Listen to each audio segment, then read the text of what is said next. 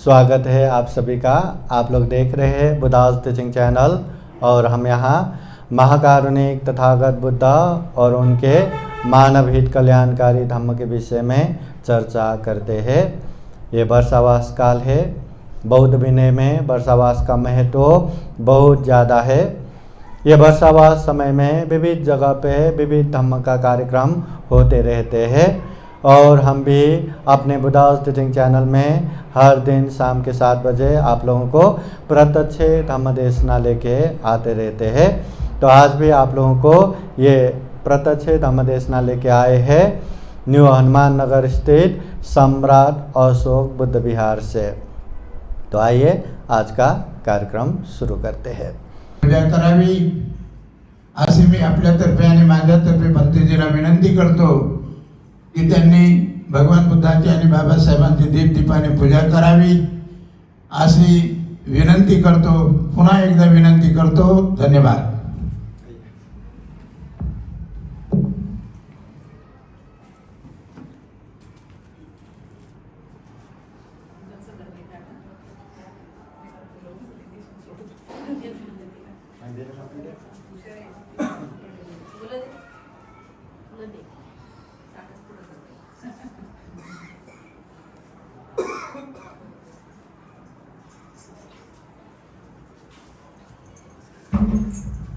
म्हणा साधू जरा मोठ्यानं म्हणा साधू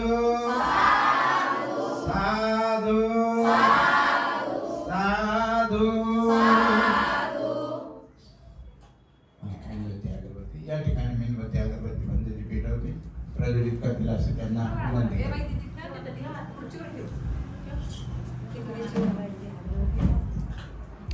पंख विकास म्हणा साधू साधू साधू।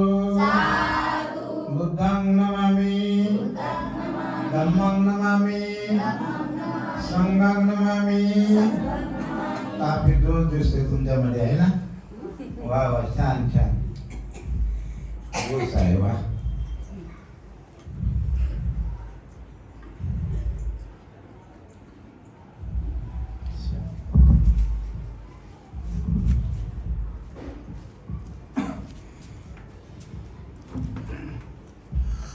यानंतर मी भंतेजीला आपल्यातर्फे आणि माझ्यातर्फे अशी विनंती करतो की पुढचा जो कार्यक्रम आहे तो त्यांनी आपल्या अनुसार पार पाडावा अशी मी भंतेजीला विनंती करतो।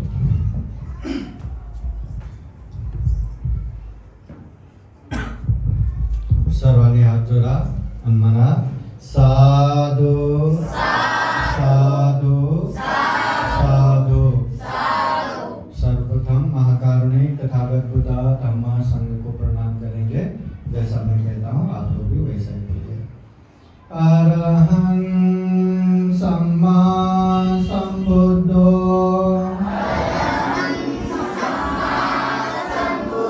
भगवा भगवन्तं अभिवादेमि स्वागतो भगवता धम्मो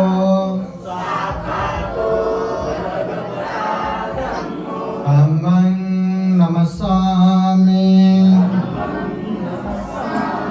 सुपतिपन्नो भगवतो सावक संघो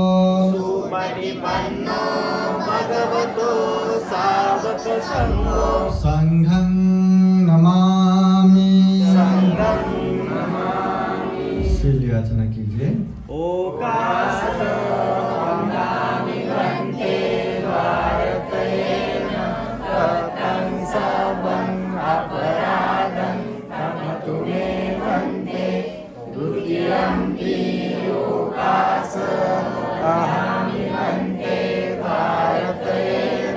कथं सबं अपराधं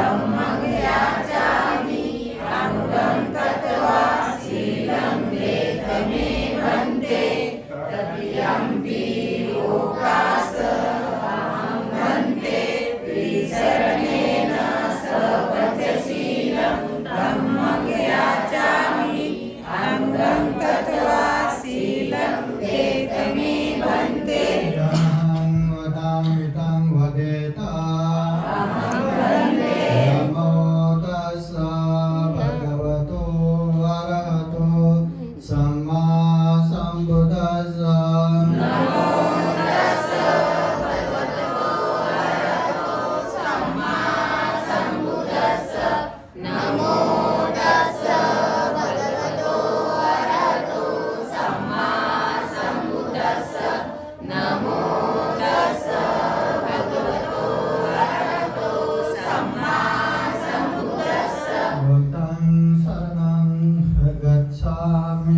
बुद्धं शरणं गच्छामि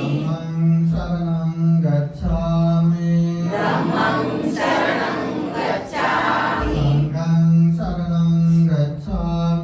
संघं शरणं गच्छामि द्वितीयम्पि बुद्धं शरणं गच्छामि तृतीयम्पि धम्मं शरणं गच्छामि तृतीयम्पि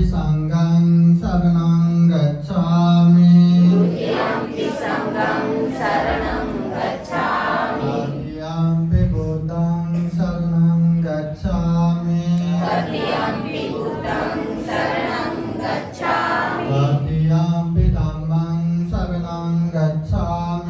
तृतीयम्पि धम्मं शरणं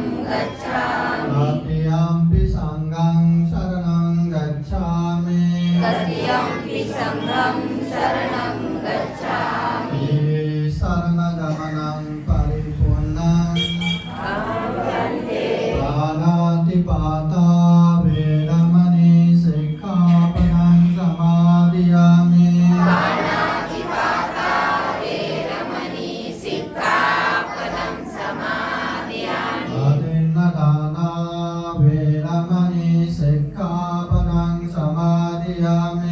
अदिन्नदाना वेरमणि सिक्खापदं समादयामि कामेषु मिच्छाचारा वेरमणि सिक्खापदं समादयामि कामेषु मिच्छाचारा वीरमणि सिक्खापदं समादयामि मुसावादा वेरमणि सिक्खापदं समादयामि मुसावादा वीरमणि सिक्खापदं समादयामि सुरामेरयो मज्जपमादत्ताना वेरमणि सिक्खापदं समादयामि सूरामेरयो मज्जपमादत्ताना वीरमणि सिक्खापदं समादयामि ये शरणेन सह पञ्चशीलं धम्मं साधुकं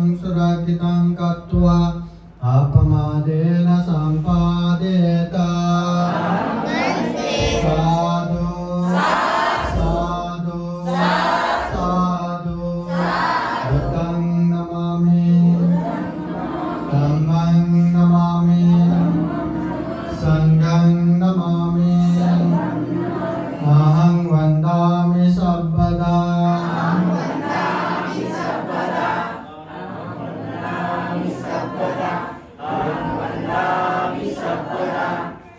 तमदेशना शुरू करते हैं। समन्ता चक्रवालेषु अत्र गच्छन्तु देवता सतमं मुनिराजस शृण्वन्तु सकमोक्खदं धम्मश्रवणकालो अयं वदन्ता धम्मश्रवणकालो अयं वदन्ता धम्मश्रवणकालो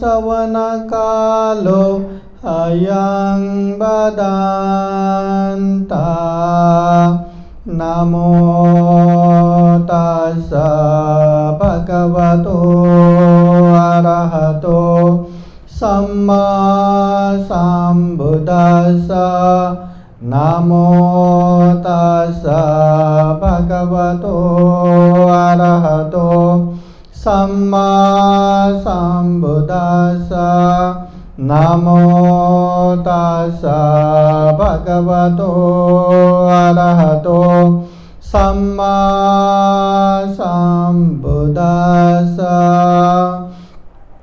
सद्दाधनं शीलधनं हिरियोतापियं धनं सुतधनं च चागो मे अन्यावे सत्तमं धनं। महाकारुणिक तथागत भगवान बुद्ध को त्रिवार वर्णन।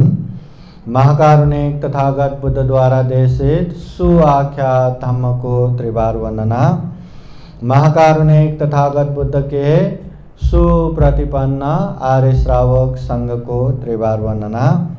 परम पूजनीय बोधिसत्व डॉक्टर बाबा साहब अम्बेडकर आज के विशेष धम्मदेशना कार्यक्रम में उपस्थित पूजनीय भिक्षु संघ,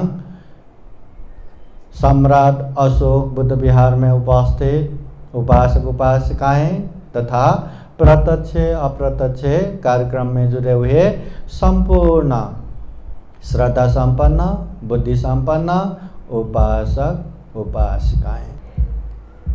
महाकारुणिक तथागत बुद्ध गया के बोधि वृक्ष के नीचे बोधि ज्ञान प्राप्त करते हुए उन्होंने सम्यक संबुद्धत्व प्राप्त किया, बुद्ध बने, दुख मुक्त बने। दुख मुक्त निर्वाण प्राप्त करने के बाद अभी मैं दुख मुक्त हो गया, सभी प्रकार के दुख तकलीफों से मैं अलग हो गया करके अकेले शांति से नहीं रहे। हम जैसे दुखी प्राणियों को देखते हुए उन्होंने गांव नगर जनपद देश देशांतर चारिका करते हुए धम्म का प्रचार प्रसार किए। सर्वप्रथम उन्होंने बुद्ध गया से सारनाथ ऋषिपतन मृगदावन आते हुए 5 ऋषि मुनि जिसे पंचभद्र वर्गीय कहते हैं उन लोगों को पहला उपदेश दिया, जिसे धम्मचक्र प्रवर्तन कहते हैं।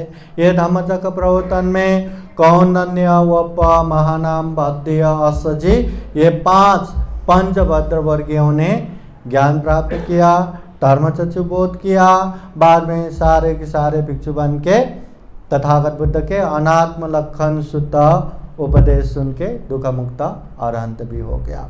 तथागत बुद्ध फिर वहाँ से ये सारनाथ से मगध की तरफ आते हैं, राजगिरी की तरफ बढ़ते हैं, क्योंकि मगध के राजा बिंबिसार को तथागत बुद्ध ने वचन दिया था कि ज्ञान प्राप्त होने के बाद आता हूँ। तो बुद्ध राजगिरी की तरफ आते हैं। आते आते 30 भद्रवर्गीयों को दुख मुक्त बना के भिक्षु बनाते हैं।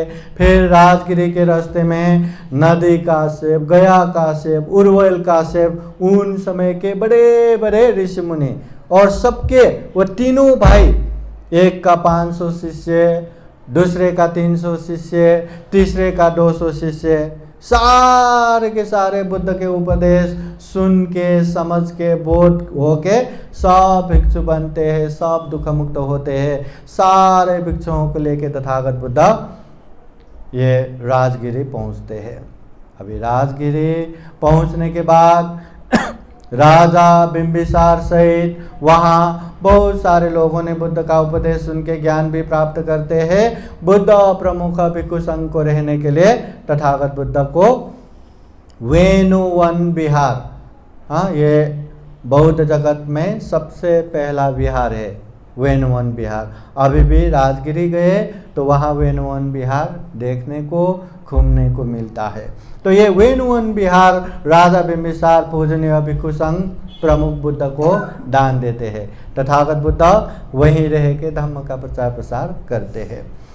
बुद्ध होने के 1 साल बाद तथागत बुद्ध मगध के राजगिरी से अपनी राज्य कपिलवस्तु की तरफ जाते हैं। ठीक 1 साल बाद तथागत बुद्ध ये कपिलवस्तु पहुंचते हैं। कपिलवस्तु पहुंचने के बाद राजा सुदोधन प्रमुख बहुत सारे लोगों ने बुद्ध का उपदेश सुन के धर्मचक्षु बोध करते हैं। वहाँ बुद्ध प्रमुख भिक्षु संघ को रहने के लिए निग्रोधाराम विहार भी दान देते हैं। बुद्ध ये कपिल वस्तु पहुँचने के बाद 3 दिन बाद अपने भाई नंद कुमार जिसका शादी होने ही वाला था उसको अपना पात्र देके बिहार तक लेके गया और सीधे भिक्षु बनोगे क्या पूछ लिया। अब बुद्ध के प्रति गौरव है तो एक ही बार में ना भी नहीं बोल सका, हाँ बनूंगा, भिक्षु बना दिया। उसको मन नहीं लग रहा था, वापस जाऊंगा। फिर तथागत बुद्ध के उपाय कौशल्य तथागत बुद्ध के उपदेश द्वारा उसने दुख मुक्त अरहंत ज्ञान भी प्राप्त करते हैं। तथागत बुद्ध कपिल वस्तु पहुंच के 7वें दिन में जब बुद्ध हजारों भिक्षुओं के सामने बैठ के भिक्षाटन के लिए आते हैं, शांत रूप से आगे बढ़े रहते हैं। ऐसे समय में बुद्ध के पहले की पत्नी यशोधरा अपने 7 साल का जैसे ही उनका जन्म हुआ था उन्होंने महाविनिष्क्रमण किया था, इसलिए ये 6 साल लगा बुद्ध बनने को और 1 साल बाद वो पहुंचे। मतलब बच्चे राहुल कुमार 7 साल का हो गया। तो 7 साल के बच्चे को दरबार के ये खिड़की से दिखाते हुए बुद्ध के तरफ दिखाते हुए कहते हैं देखो ये हजारों भिक्षुओं के सामने ज्वलमान चंद्रमा की तरह जो तेजवान है वो बुद्ध है, वो तुम्हारे पिता है। उनके जन्म होते ही सोने चांदी हीरा मोती से भरा हुआ 4 घड़ा उत्पन्न हुआ था जन्म होते ही, मगर जब से उन्होंने महाविनिष्क्रमण किया तब से वो घड़ा भी दिखाई नहीं देते। इसलिए जाओ अपने पिताजी के पास जाओ और अंश मांग के लाओ, वो तुम्हारा अधिकार है। अपने पिताजी के पास जाके अंश मांगो और कहो कि पिताजी मुझे अंश दो, मुझे चक्रवर्ती राजा बनना है, इसलिए मुझे अंश दो करके मांग के आओ। अभी 7 साल का बच्चा माँ ने जैसे सिखाया वैसा ही कहने के लिए बुद्ध के पास जाते हैं। अरे बुद्ध के पास जाते ही इतना शांत, इतना आनंद महसूस करते हैं और कहते हैं बुद्ध के छत्र छाया बहुत ही शीतल है, बहुत ही आनंद है। तथागत बुद्ध दरबार में आते हैं, भोजन ग्रहण करते हैं। वो राहुल कुमार भी साथ में ही रुके रहे और तथागत बुद्ध भोजन होने के बाद बिहार की तरफ लौटते हैं तो राहुल कुमार 7 साल का, वो राहुल कुमार तथागत बुद्ध के एक ऐसा चीबर का कोना पकड़ते हुए पिताजी मुझे अंश दो, पिताजी मुझे अंश दो, पिताजी मुझे अंश दो ऐसा कहते हुए पीछे पीछे लगते हैं। तथागत बुद्ध कुछ न कहते हुए आगे बढ़ते रहते हैं। पूरे रास्ते मुझे अंश दो, मुझे बच्चे जिद करते हैं ना, मुझे अंश दो, पीछे पीछे ही चलता रहा। बुद्ध बिहार पहुंच गए, वो बिहार तक भी आए तो तथागत बुद्ध ने अरे ये मेरा पुत्र राहुल कुमार ये मुझसे अंश चाहते हैं, अब इसको ये जाल जंजाल में फंसने वाला अंश मैं इसको क्या दूं? जो मैंने ज्ञान प्राप्त किया इसी का अंश इसको देता हूं। तथागत बुद्ध ने अपने 2 अग्र श्रावक सारिपुत्र मौदगल्यायन भिक्षुओं को बुलाया।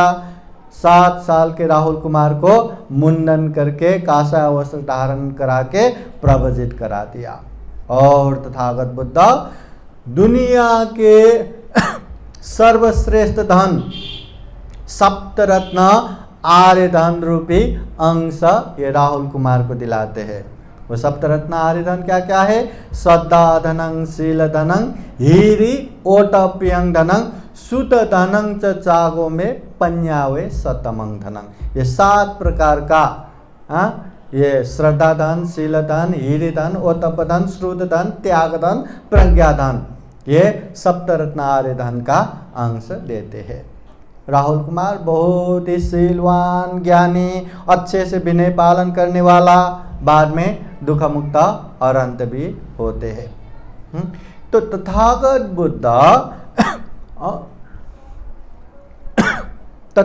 बुद्ध अंश मांगते मांगते पीछे पीछे आने वाले अपने पुत्र को जो धम्म का अंश देते हैं वो है सप्तरत्न आर्य धन। तथागत बुद्ध कहते हैं दुनिया में जिसके पास ये धन रहेगा वो दुनिया के ही सबसे महाधनी सबसे महाभोगी रहेगा। वो कभी दरिद्र नहीं रहेगा, कभी गरीब नहीं रहेगा, कभी दुखी नहीं रहेगा। इसलिए हमें सांसारिक धन संपत्ति भी चाहिए मगर वास्तव में हमें ये सप्तरत्न आर्य धन मतलब अच्छा धन हमें चाहिए, तथागत बुद्ध बताते हैं।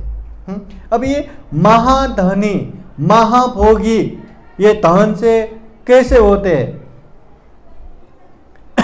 एक प्रसंग ऐसा भी हुआ श्रावस्ती के जैतवन बुद्ध विहार में तथागत बुद्ध रह रहे थे।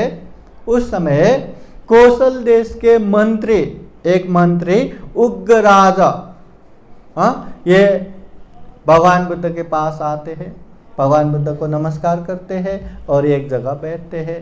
अभी तथागत बुद्ध के पास राजा महाराजा भी आते हैं, मंत्री भी आते हैं, सब लोग वंदन करते हैं, सामने बैठते हैं, ये धम्म की बातें सुनते हैं। तो वो मंत्री भी आ गया, वंदन किया, एक जगह बैठा और बैठने के बाद वो मंत्री कहते हैं कि भगवान ये श्रावस्ती के मृगार सेठ एक सेठ वो श्रावस्ती के मृगार सेठ कितना महाधनी है, कितना महाभोगी है, उसका प्रशंसा करने लगते हैं। तो तथागत बुद्ध पूछते हैं हे उग्रराज क्या मृगार सेठ इतना ही महाधनी है क्या? क्या मृगार सेठ इतना ही महाभोगी है क्या? तो वो उग्रराज मंत्री कहते हैं भगवान वो मृगार सेठ का 40 कोटि धन तो जमीन के नीचे ही गाड़ के रखा है। 40 कोटि धन, 40 करोड़ धन उन समय के, इतना धन तो जमीन के नीचे ही रखा है। बाकी सोने चांदी का बर्तन, हीरे मोती का ये गहना, ये वो तो कितना है कितना है। मृगार सेठ कितना महाधनी है, मृगार सेठ कितना महाभोगी है। उस समय तथागत बुद्ध वो उग्रराज मंत्री को कहते हैं हे उग्रराज मंत्री मृगार सेठ महाधनी है? नहीं है, मैं ऐसा नहीं कहूँगा। मृगार सेठ महाभोगी है? नहीं है, मैं ऐसा नहीं कहूँगा। मगर जिस चीज को लेके वो मृगार सेठ महाधनी है महाभोगी है कह रहे हैं वो हमेशा साथ देने वाला नहीं है, वो अनित्य है, वो अस्थिर है, हमेशा रहने वाला नहीं है। वो धन संपत्ति आग में जल के भी राख हो सकता है, पानी में बह के भी नाश हो सकता है, शत्रु षड्यंत्र करके भी खत्म कर सकता है, चोर डाकू लूट के भी खत्म कर सकता है और देश के सरकार सर्वस्व हरण करके भी खत्म कर सकता है। ये 5 कारणों से हमेशा वो धन संपत्ति खत्म हो सकता है। और ये धन संपत्ति अच्छे से सदुपयोग किया तो ही वो धन संपत्ति हमें साथ देता है, नहीं तो वो धन संपत्ति काल सर्प की तरह है, जहरीला सांप की तरह है। भाई भाई बहन बहन अपनों में भी शत्रुता, अपनों में ही जानी दुश्मन पैदा करता है ये धन संपत्ति। हाँ, अच्छे से सदुपयोग किया तो इससे खूब सारा पुण्य कर सकते हैं, कुशल महाकुशल कर सकते हैं, ढेर सारा पुण्य आर्जन कर सकते हैं सदुपयोग किया तो। नहीं तो ये धन संपत्ति जहरीला सांप से कम नहीं है। और ये धन संपत्ति कभी भी आग में जल के भी पानी में बह के भी, शत्रु षड्यंत्र करके भी, चोर डाकू लूट के भी, और सरकार सर्वसहरण करके भी खत्म हो सकता है। और इसको देख के तुम मृगासेठ को महाधनी कह रहे हो, महाभोगी कह रहे हो। हे उग्रराज सुनो, जिस व्यक्ति में दुनिया के 7 आर्य धन रहेगा, मैं उसे ही महाधनी कहूंगा, मैं उसे ही महाभोगी कहूंगा। उग्रराज मंत्री पूछते हैं, भगवान वो सप्तरत्न, वो 7 आर्य धन क्या है? फिर तथागत बुद्ध कहते हैं, यही सद्दा धनं, शील धनं, हीरि ओतप्यं धनं, सुत धनं च चागो में पंजावे सतमंग धनं। वो 7 धन है। श्रद्धा धन, गिनते जाइए, श्रद्धा धन 1, शील धन 2, हीरि अर्थात लज्जा धन 3, ओतप अर्थात भय धन 4, श्रुत धन 5, त्याग धन 6, प्रज्ञा धन 7। इसे कहते हैं आर्य धन। 7 आर्य धन जो अच्छे व्यक्ति में रहेगा वो धन आर्य धन। जिस व्यक्ति के पास ये धन रहेगा वो आर्य बनेगा, वो सभ्य बनेंगे, वो अच्छे बनेंगे, इसलिए ये आर्य धन। अब ये 7 आर्य धन में कितना धन याद आ गया जरा बोलिए? पहला श्रद्धा धन, दूसरा शील धन, तीसरा तीसरा क्या है? हीरि लज्जा धन, चौथा क्या है? भय धन, ओतप धन, 5वां क्या है? श्रुत धन, 6ठा क्या है? त्याग धन, 7वां प्रज्ञा धन। तो ये 7 प्रकार के धन तथागत बुद्ध कहते हैं, जो व्यक्ति में ये 7 आर्य धन रहेगा वो दुनिया के ही महाधनी है, दुनिया के ही महाभोगी है। ये धन संपत्ति होने से, अनेक अनेक प्रकार के प्रॉपर्टी होने से वो महाधनी बनेगा, महाभोगी बनेगा या नहीं बनेगा उसका गारंटी नहीं है। पर जो व्यक्ति में ये 7 प्रकार के आर्य धन रहेगा वो महाधनी रहेगा, वो महाभोगी रहेगा, जीवन में खूब अच्छे से जिएगा। ये 7 आर्य धन। आज मैं आप लोगों को ये 7 आर्य धन संक्षिप्त में समझाऊंगा। पहला है श्रद्धा धन। मतलब श्रद्धा बोले तो विश्वास, कोई व्यक्ति हो या कोई चीज हो जिसमें अंदर से विश्वास आता है उसे श्रद्धा कहते हैं।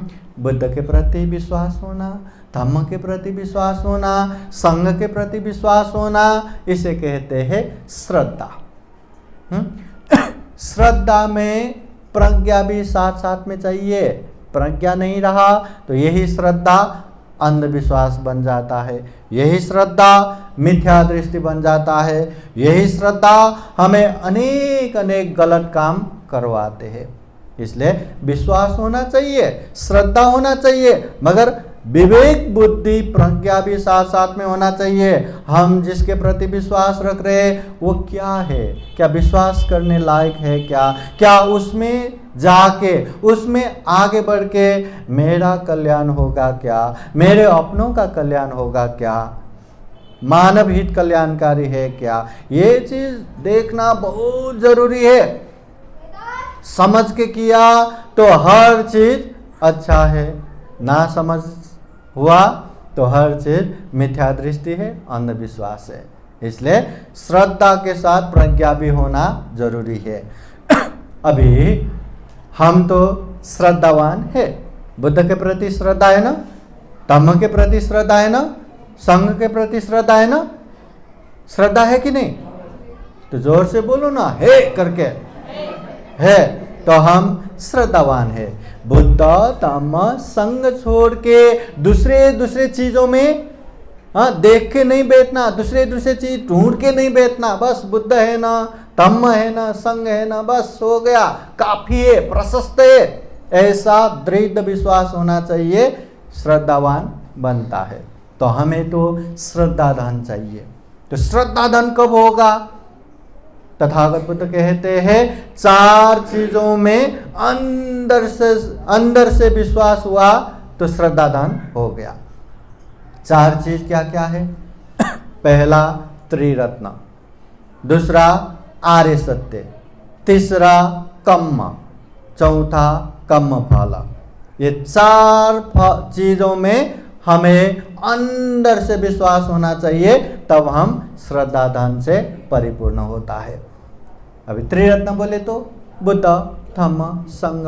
नास्ति में शरणं अन्यं, बुद्धो में शरणं वरं, धम्मो में शरणं वरं, संघो में शरणं वरं। बुद्ध, धम्म, संघ बाहेक मेरा और दूसरा कोई शरण नहीं है। इस सत्यवाणी से हमारा जय मंगल हो, है ना। बुद्ध, धम्म, संघ को अच्छे से जान के अंदर से दृढ़ विश्वास होना चाहिए। ये पहला त्रिरत्न के प्रति श्रद्धा होना। दूसरा है आर्य सत्य।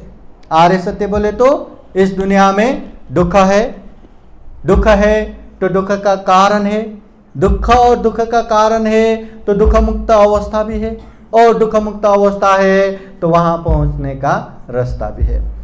इंसान बीमार पड़ते हैं, बीमार है तो बीमारी का कारण भी है, बिना कारण कोई बीमारी नहीं होता। अगर बीमार है, बीमार का कारण है तो बीमार मुक्त अवस्था भी है, निरोग है, और निरोग है तो निरोग होने का रास्ता भी है। दवा ले लो या एक्सरसाइज करो या खाने में बैलेंस करो, रास्ता भी है। उसी तरह जीवन में दुख है, दुख आर्य सत्य। जीवन में दुख है तो दुख का कारण है, दुख समुदय आर्य सत्य। दुख है, दुख का कारण है तो दुख मुक्त अवस्था भी है, दुख निरोध आर्य सत्य, निर्वाण भी है। निर्वाण पहुंचने के बाद सभी दुख खत्म। अगर निर्वाण है तो निर्वाण पहुंचने का रास्ता भी है, दुख निरोध गामिनी प्रतिपदा आर्य सत्य। ये आर्य अष्टांगिक मार्ग, ये मध्यम मार्ग, ये शील समाधि प्रज्ञा का मार्ग। तो ये आर्य सत्य में विश्वास होना चाहिए, क्योंकि ये आर्य सत्य जब बोध होगा, ये आर्य सत्य में आगे बढ़ेंगे तभी हम दुख मुक्त हो सकते हैं। ये आर्य सत्य हमें दुख मुक्त निर्वाण दिला सकते हैं। इसलिए ये आर्य सत्य के प्रति दृढ़ विश्वास होना चाहिए। ये दूसरा। तीसरा है कम्म। कम्म बोले तो काम। काम बोले तो जो हम शरीर से करते हैं, वाणी से बोलते हैं, मन से सोचते हैं, वो काम। हाँ, या तो हम अच्छा करते हैं कुशल कर्म, या तो हम बुरा करते हैं अकुशल कर्म। जो अच्छा कुशल कर्म करते हैं उसको अच्छा ही परिणाम आता है, जो बुरा अकुशल कर्म करते हैं उसको बुरा ही परिणाम आता है। सब्बे सत्ता कम्म सका, यहाँ जो जैसा कर्म करता है उसको वैसा ही मिलता है। जैसे माता पिता के अंश के दायाद उसके बच्चे होते हैं ना, वैसे ही हम जो जैसा कर्म करते हैं खुद ही उसका दायाद बनते हैं, खुद ही उसका अंशयार बनते हैं, खुद ही उसका भोगी बनते हैं। अच्छा करेंगे तो अच्छा मिलेगा, बुरा करेंगे तो बुरा मिलेगा। तो ये कर्म में विश्वास है कि नहीं? वो विश्वास होना चाहिए। और चौथा, कर्म फल के प्रति विश्वास होना चाहिए। या दिशं वपते बीजं ता दिशं हरते फलं। एक खेत में जैसा बीज बोएंगे वैसा ही फल आएगा। धान रखेंगे तो धान ही, गेहूं रखेंगे तो गेहूं ही, है ना। जैसा बीज बोएंगे वैसा ही फलेगा।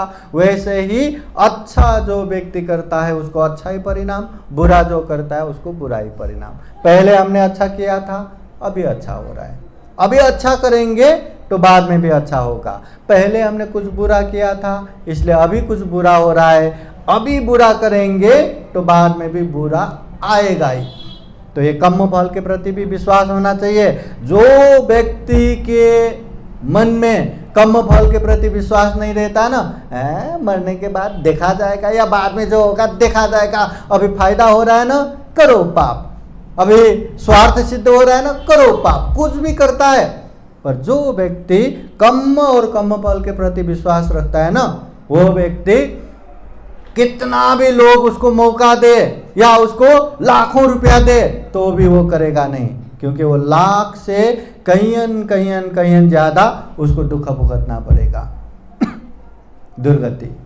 हाँ, कोई व्यक्ति कहे कि आपको 1 लाख रुपए देता हूं, आप आग में 5 मिनट जलते रहो, मानेगा कोई?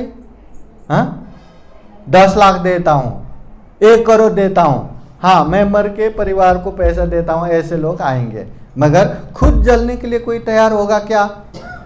हाँ, जो व्यक्ति कम फल के प्रति विश्वास रखते हैं, अरे मैं 1000 रुपए के लिए, लाख रुपए के लिए इतना मैं अकुशल कर रहा हूँ, इतना पाप कर रहा हूँ, जिससे मुझे ये 5 मिनट का नहीं, 5 घंटे का नहीं, 5 साल का नहीं, हाँ 500 साल का नहीं, न जाने कितने सालों तक मुझे दुर्गति भोग करना पड़ेगा।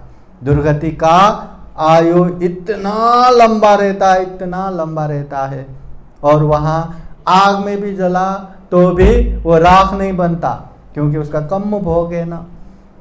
हम खाना खाते हैं, वो हजम होता है कि नहीं? हजम होता है कि नहीं? होता है। मगर कोई औरत गर्भवती बनती है तो वो हजम होता है क्या? वो बच्चा हजम होता है? नहीं, क्योंकि वो बच्चे का कर्म है। वैसे ही कितना भी आग में जला के रखो, वो राख नहीं बनता, वो जलता रहेगा, पीड़ा भुगतता रहेगा। इसलिए कम और कम फल के प्रति विश्वास रखा तो बुद्ध को देव मान के, बाबा साहब को देव मान के, या कोई व्यक्ति को देव मान के उसके पीछे पीछे मुझे वरदान दो, मुझे ऐसा करो वैसा करो करके पीछे नहीं भागेगा। अरे वो सुख जो जीवन में आ रहा है उसका कारण हम ही है, दुख जो जीवन में आ रहा है उसका कारण भी हम ही है, कोई दूसरा नहीं है। कोई हमें अभिशाप देने के लिए भी बैठा नहीं है, कोई हमें वरदान देने के लिए बैठा नहीं है। ऐसा समझो, हमारे लिए देखने के लिए कोई फुर्सत लेके बैठा हुआ कोई नहीं है। मगर ये प्रकृति का नियम है, हम जो करेंगे उसका भुगतान हमें करना ही है। श्रद्धावान बनना बहुत जरूरी है। श्रद्धावान बना, श्रद्धा धन रहा तो हम हर चीज अच्छे से कर पाएंगे, बढ़ चढ़ के कर पाएंगे। अभी हम ये धुले में कार्यक्रम करके आए, 3 उपासक उपासिका भी साथ में, तो यहीं से चलो कार्यक्रम में जाते, बोले तो नहीं थक गया, ये हुआ वो हुआ, घर ही जाएंगे। बोले मैंने सीधा बोल दिया श्रद्धा ही नहीं है, श्रद्धा होता तो आते ना। तो बोले अभी डायलॉग हो गया तो चलो अभी जाता हूँ करके आया। देखो श्रद्धा नहीं रहा ना, ये पैर आगे बढ़ेगा ही नहीं, मगर श्रद्धा रहा तो सबसे पहले वहाँ पहुँच जाएगा। वो धम्म देशना भी सुनना हो, इतना अच्छे से सुनेगा, अरे न जाने ऐसे मौका कब मिलेगा। बुद्धवाणी सुनना ही मंगल है। बुद्धवाणी को समझ के व्यवहार में पालन किया, ये थोड़ी समय के लिए नहीं, जिंदगी भर के लिए सुख शांति मिलता है। न जाने कईयन जन्म के दुख अशांति खत्म हो जाता है। इतना श्रद्धा से भर भर के धम्म देशना सुन पाएंगे। दान देने में भी श्रद्धा रहा तो एकदम भर भर के दान दे पाएंगे। शील पालन करने में भी श्रद्धा रहा तो एकदम अच्छे से खुद ही शील पालन करेंगे। ध्यान में भी श्रद्धा रहा तो खूब अच्छे से ध्यान बैठ पाएंगे। इसलिए श्रद्धावान होना बहुत जरूरी है। श्रद्धावान नहीं रहा ना, नजदीक बिहार रह के भी, सामने बिहार रह के भी बिहार नहीं पहुंच पाएंगे, बहुत दूर होता है। और श्रद्धा रहा तो कितना भी दूर हो वो बरोबर आ जाएगा, बरोबर अपना काम करता रहेगा। इसलिए श्रद्धा होना जरूरी है। इसलिए हम भी हमेशा श्रद्धावान उपासक उपासिकाएं करके आप लोगों को संबोधन करता हूं, ताकि आप लोग भी श्रद्धावान बने। इसलिए हमें श्रद्धा धन चाहिए कि नहीं चाहिए? तो श्रद्धा धन चाहिए तो 4 चीजों में अंदर से विश्वास होना चाहिए। वो भी आंखें बंद करके विश्वास करना नहीं, समझ के। बुद्ध को जानो, अपने आप श्रद्धा उत्पन्न होगा। धम्म को जानो, अपने आप श्रद्धा उत्पन्न होगा। संघ को जानो, अपने आप श्रद्धा उत्पन्न होगा। आर्य सत्य को जानो, अपने आप श्रद्धा उत्पन्न होगा। कम फल को जानो, अपने आप श्रद्धा उत्पन्न होगा। किसी ने बोला बुद्ध के प्रति श्रद्धा रखना है, हो समझा ही नहीं क्या हो, कुछ फायदा होगा क्या? बिल्कुल नहीं। इसलिए तथागत बुद्ध कहते हैं पंजावंत स्वयं धम्मो, ये धम्म प्रज्ञावानों के लिए है। हर चीज में सोच समझ के अच्छे से करना है। तो श्रद्धा भी अच्छे से रखना है। तो ये 4 चीजों में श्रद्धा रहा तो हम में श्रद्धा धन हो गया। त्रिरत्न के प्रति, आर्य सत्य के प्रति, कर्म के प्रति, कर्म फल के प्रति। समझ में आया? ये पहला आर्य धन। अभी दूसरा आर्य धन क्या है? शील दान। शील अच्छे से पालन करना, चाहे कभी कोई भी मुसीबत आए, कोई भी समस्या आए, कुछ भी हो, फिर भी शील को अच्छे से पालन करना, ये शील दान है। बहुत सारे लोग रहता है ना, शील पालन करते करते तब तक पालन करते जब तक उसको बिगाड़ने का समय नहीं आता। बिगाड़ने का समय आ गया, क्या करे, ऐसा है वैसा है, अनेक बहाना लगाते हैं, लेर का लेर वहां बहाना लगाते हैं, पर शील बिगाड़ेगा। ऐसा नहीं। कितना भी मौका मिले, कितना भी वो इन्वायरमेंट मिले, कितना भी एकदम अच्छा खासा मौका मिले, फिर भी वो शील को नहीं बिगाड़ते। वो है शील दान। शील को हमेशा अच्छे से पालन करना। विशेषतः उपासक उपासिकाओं को पंचशील तो हर दिन हमेशा पालन करना है। हिंसा नहीं करना, चोरी नहीं करना, व्यभिचार नहीं करना, झूठ नहीं बोलना, नशा पता सेवन नहीं करना, ये तो हमेशा पालन करना है। और उसके बाद जब जब समय मिलेगा, जब जब मौका मिलेगा, तब तक इससे आगे अष्टशील उपवसतशील भी पालन करते जाना। और जब जब मौका मिलेगा तब तक 10-10 दिन ही क्यों ना हो, 30-30 दिन ही क्यों ना हो, या 3-3 महीना ही क्यों ना हो, श्रामणेर प्रवज्ञा लेके 10 शील पालन करना। ऐसा शील को अच्छे से पालन करके रखना, कभी भी नहीं बिगाड़ना, ये शील दान है। जिसके आचरण में शील धन रहेगा, वो दिखावे के लिए शील पालन नहीं करेगा, वो अपने लिए पालन करेगा। इसलिए शील को अच्छे से पालन करना है, शील धन परिपूर्ण होगा। तीसरा दान है श्रुत हीरी दाना। हीरी बोले तो लज्जा दाना, लज्जा बोले तो शर्म। शर्म भी कैसा? अच्छे जगह पे जाने वाला शर्म नहीं है। जो बुरा काम करते समय, जो अकुशल करते समय, जो पाप करते समय, अरे मैं ये पाप कर रहा हूँ, अगर लोगों ने देखा तो मुझे क्या कहेगा, अगर मैं हिंसा करूँगा तो सब लोग मुझे जान मारा कहेंगे, हत्यारा कहेंगे, अगर मैं चोरी करूँगा तो लोग मुझे चोर चोर बोलेंगे, अगर मैं काम मिथ्याचार करूँगा तो लोग मुझे बेविचारी बोलेंगे, अगर मैं झूठ बोलूँगा तो झूठा असत्यवादी बोलेंगे, अगर मैं दारू पीऊँगा तो नशेड़ी गजेड़ी न जाने क्या क्या कहेंगे। तो अंदर से जो लाज शर्म आके नहीं बाबा मैं ये नहीं करूँगा करके दूर होना, ये है लज्जा दान, हीरी दान। और उसमें जुड़ के चौथा दान आता है ओटप दान। ओटप दान बोले तो भय दान। भय दान भी वही, पाप करने में अंदर से डर त्रास आता है, अरे मैं पाप करूँगा तो लोग देखेंगे तो मुझे मारेंगे, लोग देखेंगे तो मेरा बदनामी करेंगे, मेरा बेइज्जत करेंगे, पुलिस पकड़ के लेके जाएंगे तो जेल में लेके जाएगा, अरे मैं ऐसा पाप करूँगा तो मरने के बाद में दुर्गति में जाऊँगा। ऐसा अंदर से जो भय उत्पन्न होता है, जो त्रास उत्पन्न होता है, उसे कहते हैं ओटप दान।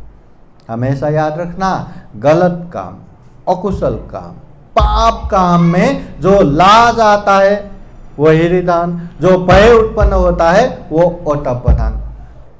अच्छे जगह पे नहीं, बहुत सारे लोग शर्माते अच्छे जगह पे, आज बिहार में प्रोग्राम है, चले चले, अरे नको मैं तो गया ही नहीं, मैं कैसे जाऊं, शर्माते।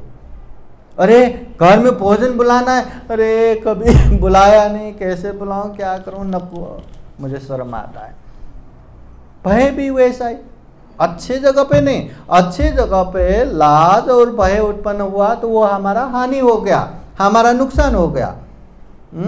गलत जगह पे, पाप जगह पे लाज शर्म होना यह हमारे लिए कल्याणकारी है। इसलिए बुद्ध इसे आर्य धन कहते हैं।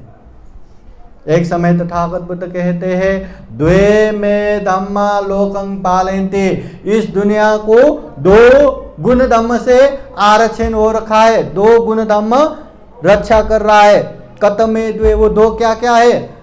बुद्ध कहते हैं हीरिंग च ओतपंग च, ये हीरी और ओतप, ये लज्जा और भय की वजह से ये दुनिया की आरक्षण हो रखा है।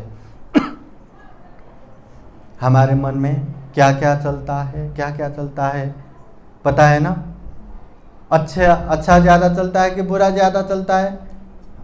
बुरा ज़्यादा आता है। उसके बावजूद भी हम ये मुंह से नहीं बोलते, शरीर से प्रकट नहीं करते। क्यों? यही लज्जा, यही भय की वजह से। अगर लोगों में लाज और भय नहीं रहा ना, उसके लिए ऐसा कोई पाप ही नहीं रहेगा जो वो नहीं कर सकता, ऐसा कोई वाणी नहीं रहेगा जो वो नहीं बोल सकता।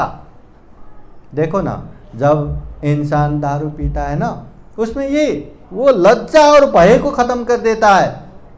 और दारू पिए वाला व्यक्ति क्या बोलता है, और वही दारू न पीने के बाद, जब दारू न पिया रहता है ना, तब वो कैसे शांत रहता है। देखो दोनों में। नशा पीने वाले कुछ भी बोल सकता है, कुछ भी कर सकता है। इसलिए बुद्ध कहते हैं अगर ये लज्जा और भय इंसानों में नहीं रहा तो पूरा दुनिया झगड़े कलह का रण क्षेत्र बन जाता है, पशु जैसा हो जाता है। न यहाँ माँ की गिनती करेगा, न बहन की गिनती करेगा, न किसी का सम्मान रहेगा, न किसी का आदर रहेगा, पूरा पशु जैसा। इसलिए बुद्ध कहते हैं ये लाज और भय, हीरी और ओतप दुनिया को रक्षा करता है, ये भी धन है। चौथा, पांचवा है श्रुत धन।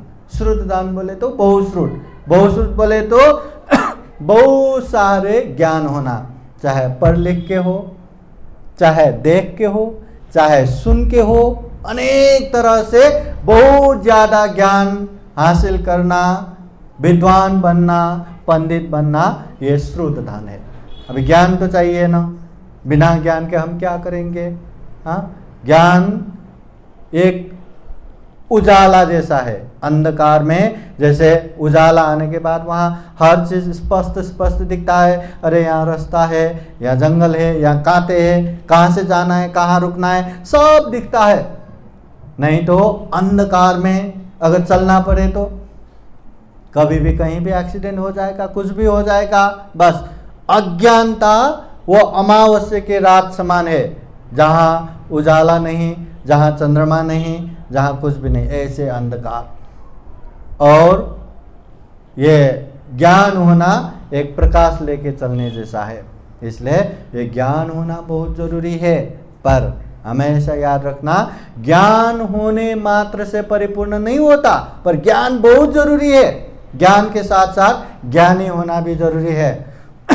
ज्ञान के साथ साथ ज्ञानी होना छोड़ के अहंकार बढ़ गया तो फिर वो बहुत गलत हो जाता है, ईगो बढ़ गया तो वो बहुत गलत हो जाता है। इसलिए ये बहुत सारा ज्ञान होना चाहिए। बुद्ध के विषय में पता होना चाहिए, धम्म के विषय में पता होना चाहिए, संघ के विषय में पता होना चाहिए, आर्य सत्य पता होना चाहिए, कर्म और कर्म फल पता होना चाहिए, ये त्रिलक्षण पता होना चाहिए, चतुर्ब्रह्म विहार पता होना चाहिए, प्रतीति समुत्पाद पता होना चाहिए, पंचशील पता होना चाहिए, अष्टशील पता होना चाहिए। अनेक अनेक जो ज्ञान है ना, हमें पता होना चाहिए, बहुश्रुत होना चाहिए। ये भी एक धन है। ये सातवां धन है श्रुत, पांचवा धन है श्रुत धन। फिर तथागत बुद्ध कहते हैं छठा धन चागोच, मतलब त्याग धन, ये छठा धन है। त्याग दान बोले तो जो चीज़ अपने पास है दूसरों को देना, जो दान देते हैं, जो त्याग करते हैं, वो त्याग दान। जो भी अपने पास है दूसरों के हित और कल्याण के लिए ले लो करके हमेशा हाथ खोल के दान देना, ये त्याग दान है। देने वाले पशुओं को भी पसंद आता है। जो बंदर हमेशा चिढ़ाने वाले, हमेशा अटैक करने वाले, उन लोगों को केला दो ना, हाथ में ऐसे लेके खाने आएगा। जो पंछियाँ दूर दूर भागने वाले, उन लोगों को दो ना, हाथ में चोंच मार मार के खाने को आएगा। देने वाले पशुओं को भी पसंद आता है, इंसानों को पसंद नहीं आता क्या?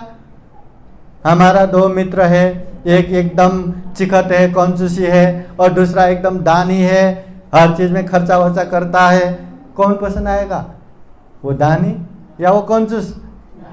दानी, है ना। हमेशा अगर हमें दानी पसंद आता है, कंजूसी पसंद नहीं आता, तो हम भी दान करेंगे तो हमें भी पसंद आता है। इसलिए हमेशा दानं ददन्तु सत्ताय, श्रद्धापूर्वक दान देना चाहिए, तथागत बुद्ध कहते हैं। तो दिल से बिना लोभ, बिना लालच, दूसरों के हित कल्याण के लिए हमेशा हाथ खुला करके दान देना, ये त्याग दान है। ये त्याग दान से परिपूर्ण होने के लिए हमें दान देते रहना है। और सातवां है पन्यावे सतमं धनं, प्रज्ञाधन। प्रज्ञाधन बोले तो अच्छे बुरे, पाप धम्म, कुशल अकुशल, योग्य अयोग्य अच्छे से समझना, और इतना ही नहीं, जो भी गलत है, पाप है, उससे दूर रहना, और जो भी अच्छा है, पुण्य है, उसमें आगे बढ़ना, ये प्रज्ञा है। ऐसे प्रज्ञा से परिपूर्ण होना, ये प्रज्ञाधन है। प्रज्ञा भी 3 प्रकार के है। एक है श्रुतमय प्रज्ञा, एक है चिंतनमय प्रज्ञा, एक है भावनामय प्रज्ञा। श्रुतमय प्रज्ञा बोले तो अनेक ऐसे धम्म देशना सुन के अनेक अनेक प्रकार से जो ज्ञान आता है, वो है श्रुतमय प्रज्ञा। और चिंतनमय प्रज्ञा बोले तो अनेक हम चिंतना करते करते, विचार करते करते, अच्छा वो ऐसा होगा, वो वैसा होगा, हाँ ऐसा हुआ तो ऐसा, वैसा हुआ तो वैसा, जो विचार कर करके, चिंतन मनन कर करके जो ज्ञान उत्पन्न होता है, उसे कहते हैं चिंतनमय प्रज्ञा। और भावनामय प्रज्ञा, जो भावित करके खुद अनुभूति से जो ज्ञान प्राप्त होता है, उसे भावनामय प्रज्ञा कहते हैं। इसलिए हमें श्रुतमय प्रज्ञा भी चाहिए, चिंतनमय प्रज्ञा भी चाहिए, भावनामय प्रज्ञा भी चाहिए, मगर दुख मुक्ति के लिए भावनामय प्रज्ञा ही चाहिए। अच्छा खाना सामने दिख रहा है, हाँ, तो सामने दिख रहा है तो वो देख के अरे खाना कितना अच्छा दिख रहा है, अच्छा स्वादिष्ट होगा। श्रुतमय सुना है, वो अच्छा है खाना, श्रुतमय प्रज्ञा हो गया। फिर देखते देखते ऐसे ही खाना दूसरों को भी परोसा है, वो लोग अच्छे से स्वाद ले लेके खा रहा है, तो ये देख के अनुमान लगा सकते हैं कि वो बहुत अच्छा होगा, चिंतनमय प्रज्ञा हो गया। फिर अपनी बारी आता है, वो खाना लेते हैं और ऐसे मुंह पे निवाला डाल के खाते, अरे रे रे ये तो सही में कितना स्वादिष्ट है, कितना अच्छा है। तो जो खा के अनुभव करके आया हुआ ज्ञान, ये भावनामय प्रज्ञा। तो श्रुतमय प्रज्ञा जरूरी है पर परिपूर्ण नहीं, चिंतनमय प्रज्ञा जरूरी है परिपूर्णमय, भावनामय प्रज्ञा ही हमें असल में काम आता है, दुख मुक्त निर्वाण तक पहुंचाता है। तो अच्छा बुरा हमेशा पहचान होना चाहिए। दान देते समय भी अच्छे बुरे का पहचान होना चाहिए, श्रद्धा रखते समय भी अच्छे बुरे का पहचान होना चाहिए, शील पालन करते हुए भी अच्छे बुरे का पहचान होना चाहिए, ध्यान भावना करते समय भी अच्छे बुरे का पहचान होना चाहिए। हर जगह पे प्रज्ञा होना चाहिए। प्रज्ञा नहीं रहा ना हर चीज में, जैसे एकदम परिश्रम करना, एकदम मेहनत करना, 10 पारमिता में निष्क्रम पारमिता आता है, वीर्य पारमिता आता है, पारमिता है, पुण्य है, करना चाहिए, पर उसमें प्रज्ञा नहीं रहा तो कितना भी मेहनत करो, कितना भी मेहनत करो, वो काम नहीं आता। वो ऐसा एक छोटा सा प्रसंग है ना, 4-5 दोस्त लोग मिलके चलो आज रात भर नौका चलाते चलाते हम रात भर विहार करेंगे करके सब ने चप्पू चला के रात भर मेहनत करता रहा।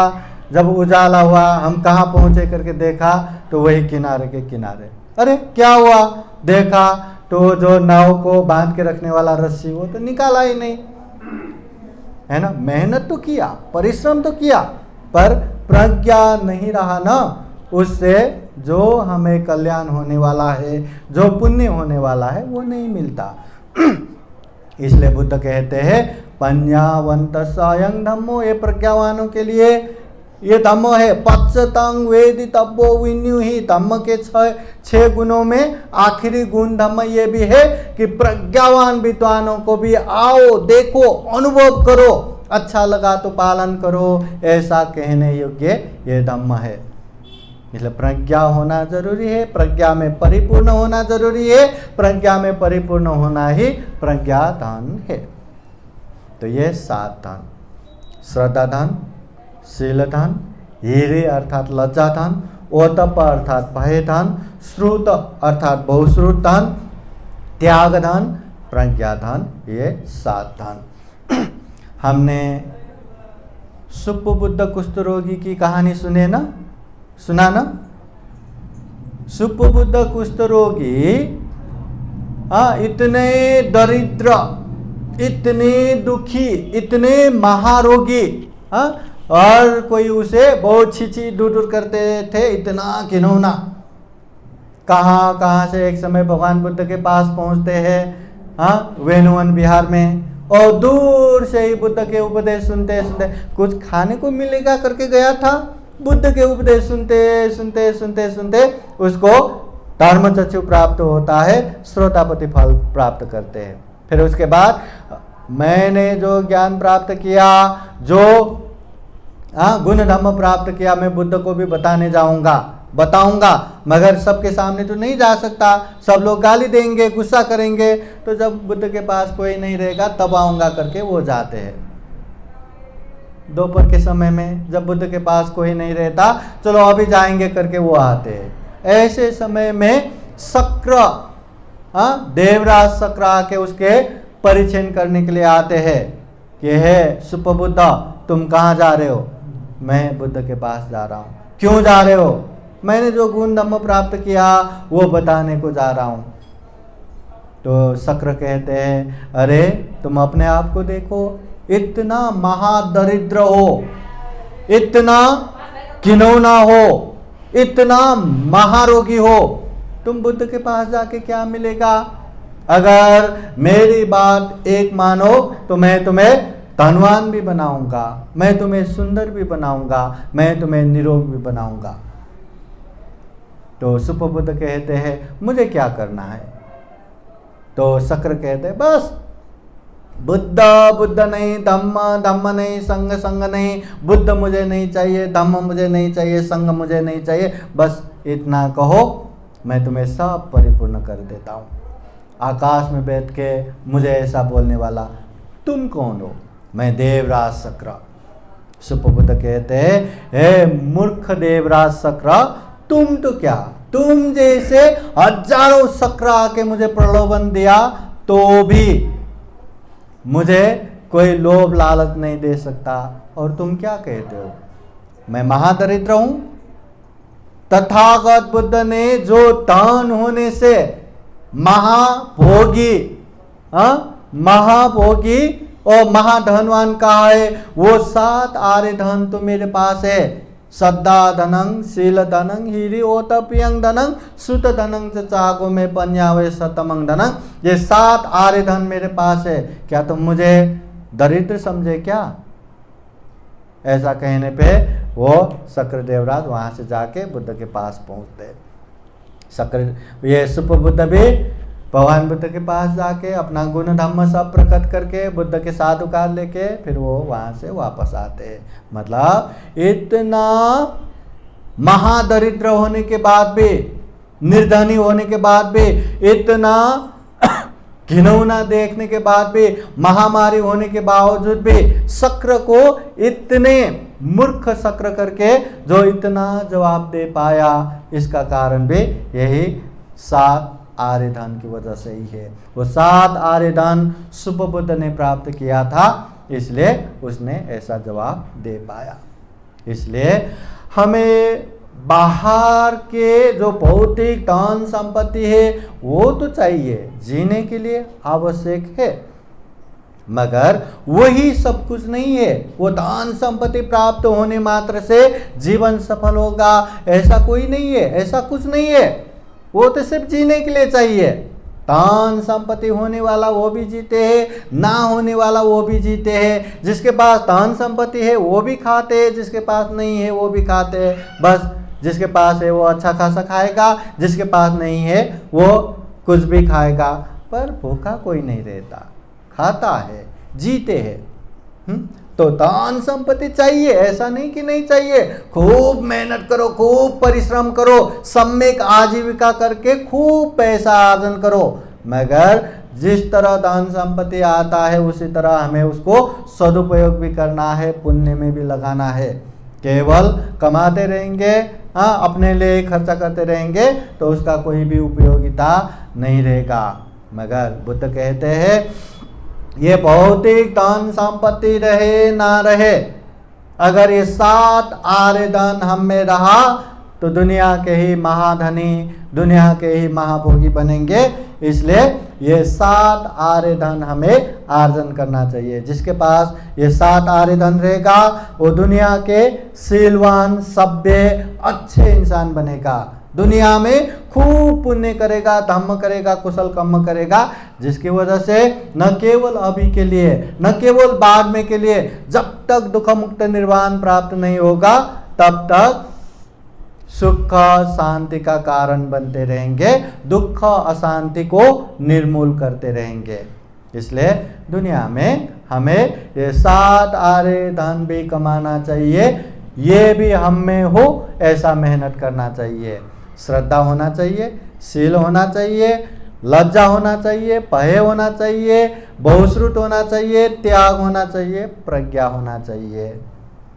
तो हम भी यही कामना करते हैं जीवन में इस तरह का 7 आर्य धन हम में भी आए, उस तरह का आचरण करें, मेहनत करें और जीवन में खूब सारा पुण्य धम्म करते हुए ये दुर्लभ या मूल्य, ये सर्वश्रेष्ठ मनुष्य जीवन को सफल बना सके, सार्थक बना सके, अंत में जन्म जरा व्याधि मरण से मुक्त निर्वाण तक प्राप्त कर सके, ऐसी कामना करते हुए आज का ये धम्म देशना यहीं समापन करते हैं। सबका मंगल हो, सबका कल्याण हो, भवतु सबका मंगलम। बोलिए साधु साधु साधु। बुद्धं नमामि, धम्मं नमामि, संघं नमामि। धम्म देशना के अंत में आप लोगों को बुद्धवाणी पाली गाथा द्वारा आशीर्वाद देते हैं। बुद्ध धम्म संघ के अनुभव से आप सभी के जीवन में सुख हो, शांति हो, मंगल हो, कल्याण हो।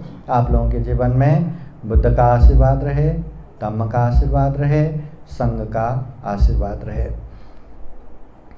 सभी देयो विवाजान्तो सब रोगो विनाशतो माते भवतु अंतरायो सुखी को भवतु सब मंगलं रक्षन्तु सब देवता सब बुद्धानुभावेन सदा सोते भवन्तु ते। भवतु सब मंगलं रक्षन्तु सब देवता सब धम्मानुभावेन सदा सोते भवन्तु ते।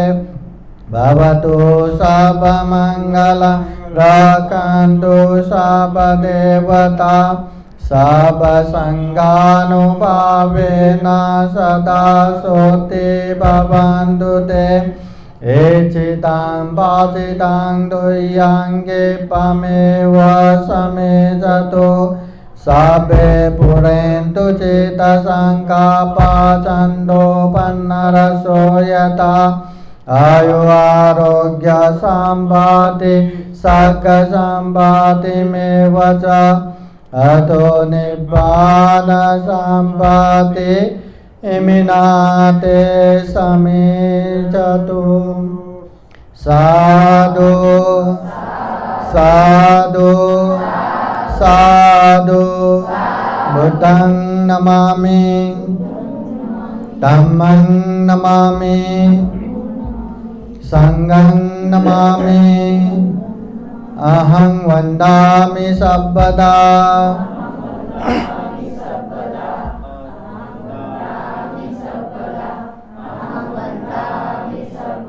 सबका मंगल हो, सबका कल्याण हो, सुखी हो, सुखी हो, सुखी हो।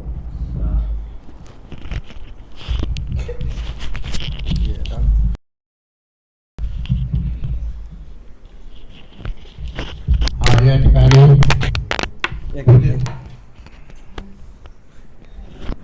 या ठिकाणी पूज्य भंतेजीने आपल्याला जे 7 धन सांगितलेले आहेत, तर खरोखरच मनुष्याच्या जीवनामध्ये 7 धन अतिशय महत्त्वाचे आहे. ज्याच्याजवळ 7 धन आहेत तो दुनियाचा सर्वात श्रीमंत माणूस आहे. आणि ज्याच्याजवळ जे काय पैसे अडके वगैरे जे काय धन आहे, ज्याला भौतिक धन म्हणतात, तर ते धन शून्य आहे. कारण ते धन माणसाला मुक्त अवस्था प्राप्त करून देत नाही. तर जे काही हे 7 धन आहे ते माणसाचं भलं करतं आणि भलंच नाही तर त्याला मुक्त अवस्था प्राप्त करण्यामध्ये मदत करतं. म्हणून अशा प्रकारे हे 7 धन आपण कथा केले पाहिजे, जोपासले पाहिजे. आणि एवढंच नाही तर नुसतं पाठ करूनच नाही थांबलं पाहिजे, तर त्याला धारण करण्याचा प्रयत्न केला पाहिजे. धारण करे सो धर्म, जो धर्माला धारण करतो धर्म त्याचं कल्याण करतो. जो धर्माला धारणच करत नाही धर्म त्याचं जराही कल्याण करत नाही. म्हणून आपण बौद्ध धर्मामध्ये ही कथा आहे की नुसतं पाठ करून किंवा पुस्तकं वाचून किंवा मी फार हुशार आहे असं म्हणून चालत नाही. म्हणून याला आपण धारण करण्याचा प्रयत्न केला पाहिजे, आचरणात आणलं पाहिजे, तरच मनुष्याचं जीवनाचं सोनं होतं, कल्याण होतं. म्हणून अशा प्रकारे आपण सांगितलं की या ठिकाणी की आपण 3 महिन्यामध्ये जे काय उपवास करता, तर ठीक आहे आपण वेळोवेळी करता, 4 उपवास करत असाल, परंतु या ठिकाणी जर आपण अशा प्रकारे 3 महिन्याचं चिवर घेऊन जर 3 महिने जर धर्माचा अभ्यास केला तर महान पुण्य प्राप्त होतं. म्हणून इथं जगलेले सगळे उपासक उपासिका पुढच्या वर्षावासाच्या निमित्ताने सर्वांनी उपासकाने चिवर घ्यावं आणि उपासकाने सुद्धा चिवर घेऊन 3 महिने या ठिकाणी लगातार अभ्यास करावा. आणि हे 7 धन काय आहेत त्याचा मात्र आपल्या अनुभूतीने स्वमुखी अंतर्मुखी होऊन जे काही प्रज्ञा घेऊन जागून जे विकाराला मुक्त अवस्था प्राप्त करून देते त्या प्रज्ञेचा आपण पुरेपूर फायदा घ्याल असं मी या ठिकाणी आपल्याला सूचित करतो. आपण जे आहेत हनुमान नगरचे जे काही उपासक आहे, उपासिका आहे, बालक आहे, बालिका आहे, या ठिकाणी त्याचा थोडाफार उपयोग घेताय बी आहेत. परंतु जास्तीत जास्त लोकांना या 7 धनाचा फायदा व्हावा, त्यांना सुखशांती प्राप्त व्हावी आणि त्यांनी पुन्हा मात्र जन्म मरण पुन्हा मात्र जागच्या जागी थांबून आपण निर्वाण अवस्था प्राप्त करावी, पुन्हा मात्र दुःख आपल्या वाट्याला येऊच नये असं निर्वाण अवस्था प्राप्त करण्याचा प्रयत्न आपण केला पाहिजे. यासाठी या ठिकाणी भंतेजीने आपल्याला 7 धनाचं महत्त्व सांगितलं. आणि ते केवळ 7 धनाचं महत्त्वच नाही तर अनेक प्रकारची गोष्टी आणि कथांच्या रूपात तुम्हाला ते समजावून सांगितलेलं आहे. भगवानसुद्धा आपल्या धर्म सांगत असताना अनेक प्रकारच्या कथा सांगून त्यांना मात्र उपासकांना ते सोपं करून सांगायचे. कारण जे काही आपण कथामधून जे ऐकतो तर मनुष्याला त्यावरून समजायला येतं की खरंच श्रद्धाधन काय आहे, लज्जाधन काय आहे, अशा प्रकारे शीलधन काय आहे, हे आपल्याला गाथीमधून आणि अशा गोष्टीवरून आपल्याला समजावून सांगायला भंतेजीने या ठिकाणी त्याचा पुरेपूर फायदा घेऊन आपल्याला ते धन समजून सांगण्याचा प्रयत्न केला. यापुढे आपण सुद्धा अशा प्रकारे 7 धन आपल्याजवळ ठेवले पाहिजे आणि आपण जगातले सर्वात श्रीमंत होण्याचा प्रयत्न केला पाहिजे. जे काही आपण कमवतो, जे काही आपण धन कमवतो हे आपल्यासाठी उपयोगासाठी आवश्यक आहे, परंतु ते धन मात्र निरंतर नसतं, कारण ते सुद्धा काही कारणाने नष्ट होऊ शकतं. म्हणून ते धन आपलं कामाचं नाही, परंतु जरी आपल्याला ते धन कामाचं नसलं तरी मात्र पोटाची खळगी भरण्यासाठी हे धन अवश्य आहे. आणि म्हणून आपण अशा प्रकारे 7 धनाचा पुरेपूर फायदा घेऊन आपल्या जीवनाचं सोनं कराल. एवढंच बोलून मी या ठिकाणी थांबतो. भंतेजीचा आता या ठिकाणी हा ते 22वा जे दिवस आहे. भंतेजीने अनेक प्रकारचे किती जरी कष्ट असले तरी भंतेजी मात्र हनुमान नगरामध्ये प्रवचन दिल्याशिवाय राहत नाही. या ठिकाणी आम्ही सकाळी 4 वाजता उठलो, 8 वाजता धुळ्याला गेलो, धुळ्याला जाऊन दिवसभर त्या ठिकाणी उभे राहिलो आणि उभे राहून भंतेजीने इकूनही गाडी चालवली, तिकूनही गाडी चालवली आणि भंतेजीला म्हणलं की भंतेजी कसं करायचं. नाही म्हणे, आम्हाला हनुमानमध्ये प्रवचन द्यायचं म्हणजे द्यायचं. आपल्याला किती वेळ लागो, आपल्याला किती कष्ट हो, परंतु हनुमान नगराच्या उपासक उपासिकांना मला धर्म शिकवायचा म्हणजे शिकवायचा, नाही तर माझं जीवन काय कामाचं. मी जर आळस करत राहिलो तर या लोकांना धर्म कसा मिळेल. म्हणून भंतेजीने मोठ्या कष्टाने त्यांना खूप त्रास जरी झाला असला, जरी ते थकले असले तरी मात्र या विहारात देऊन त्यांनी किती जवळजवळ हा घंटा 1.5 घंटा या ठिकाणी आपल्या समेत घालवला. धर्म आपल्याला समजावून सांगितला आणि खरोखरच जे धर्म आज समजावून सांगितला, आजच नाही तर जेव्हापासून ते येतात तेव्हापासून तो धर्म समजावून सांगत आहेत, ते खरोखरच हा धर्म आपल्यासाठी कल्याणकारी आहे. म्हणून जे कल्याणकारी आहे ते घेतलं पाहिजे आणि जे अकल्याणकारी आहे ते मात्र सोडून दिलं पाहिजे, याचाच तो अर्थ आहे. म्हणून आपण सुद्धा जे कल्याणकारी आहे आवर्जून त्याचा फायदा आपण घेतला पाहिजे आणि जे अकल्याणकारी आहे, आपलं नुकसान करणार आहे, ते मात्र सोडून दिलं पाहिजे. एवढंच बोलून मी या ठिकाणी थांबतो. भंतेजीने आम्हाला जो काही वेळ दिला, अजून मात्र ते आपल्या विहारामध्ये पुढच्याच रविवारी येतील आणि रविवारी येऊन आपल्याला जे काय सांगायचं ते सांगतील आणि भंतेजीचा या वर्षावासाचा शेवटचं ते प्रवचन असेल. भंतेजीला आपण पुन्हा रिक्वेस्ट करू की भंतेजी कदा ते आपल्याला जर वेळ मिळाला तर आमच्याकडे येत जा, आम्हाला भेट देत जा. अशा प्रकारे आम्ही विनंती करू आणि विनंती केल्याच्या नंतरच भंतेजी आपल्याला खरोखरच ते यथाशक्ती वेळ देतील, असं मात्र माझा ठाम मत आहे की ते आम्हाला नकार देणार नाहीत. कारण त्यांना पाहिले की हनुमान नगराचे लोक किती श्रद्धावान आहेत, किती हसमुख आहेत. त्यांचे फोटो पाहायला त्या कॅमेरामध्ये पहा, व्हॉट्सअपमध्ये पहा, यूट्यूबमध्ये पहा, त्यांचे नेहमी हसते चेहरे दिसतात, एवढे प्रफुल्लित असतात. म्हणून भंतेजी आपल्यावर नाराज तर नाहीच आहेत, परंतु मात्र आपण यथाशक्ती वर्षावास जरी संपला तरी भंतेजीला आपण सर्वांच्या संमतीनं त्यांना विनंती करूया की भंतेजी जरी वर्षावास संपलत असला तरी पण आपल्याला जसा वेळ मिळेल तसे आम्हाला धम्मदेशना द्यावी आणि आम्हाला धम्मदेशना देऊन आम्हाला उपकृत करावं, आमचं कल्याण करावं, आम्हाला मुक्तावस्था प्राप्त व्हावी, हे मात्र धर्माचं ज्ञान आम्हाला द्यावं, असे आपण भंतेजीला नंतर शेवटी पुढच्या रविवारी आपण त्यांना विनंती करणार आहोत. म्हणून मी या ठिकाणी थांबतो. सर्वांनी जरा जोराने साधुकार म्हणा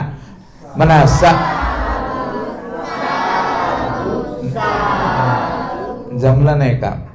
एखादी खिडकी तुटून इकडं टचकन आली पाहिजे आत, असा आवाज आला पाहिजे. जे झोपलेले आहे ते टटकन उठले पाहिजे, काय चाललंय लक्षात आलं? जोऱ्यानं म्हणा.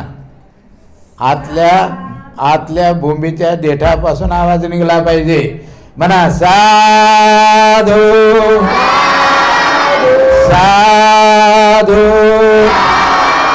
साधू. बुद्धं नमामि, धम्मं नमामि, संघं नमामि.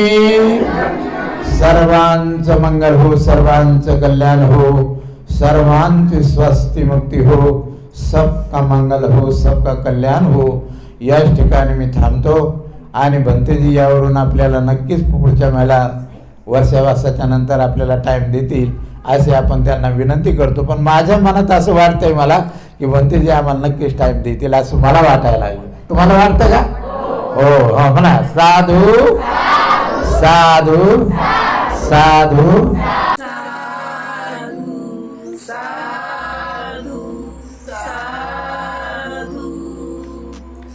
बुद्धं नमामि, बुद्ध को नमन करता हूँ. धम्मं नमामि, धम्म को नमन करता हूँ. संघं नमामि, संघ को नमन करता हूँ.